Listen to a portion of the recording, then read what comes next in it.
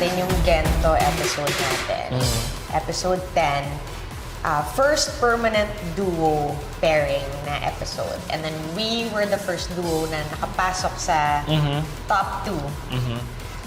How do you feel na tayo yung isa sa unang nag-top duo? And do you think magandang standard yon for us as a pairing? Oo naman. Oo, talagang sabi ko sa isip-isip ko na tama talaga yung mga naging decision ko.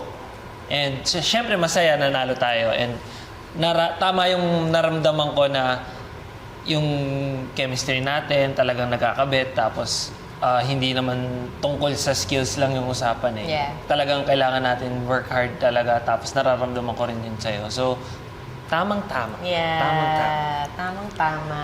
Tamang-tama din yung pairing natin. I Yeah. feel out of all combinations na we've both experienced sa past episodes.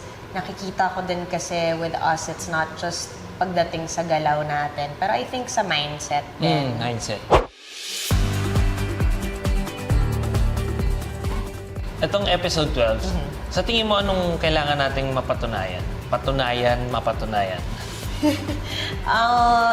Sa tingin ko, kailangan natin, una sa lahat, dahil ito yung style mo talaga of dance, kailangan natin mapakita kung bakit ka malakas sa style na to.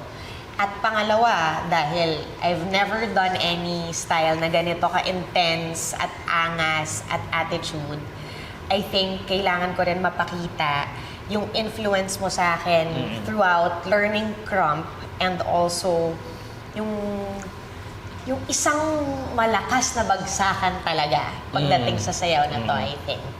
Yun yung kailangan natin mapatunayan dito na kaya din natin lakasan in this genre, even if this is definitely something na hindi ko ever inakalang magagawa ko.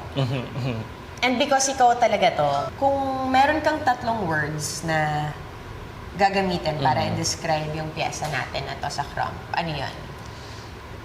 Siyempre, unang-una kong masasabing word, powerful. Pangalawa, raw. Yes. Sobrang raw. And pangatlo, I think, soulful. Kasi krump yan.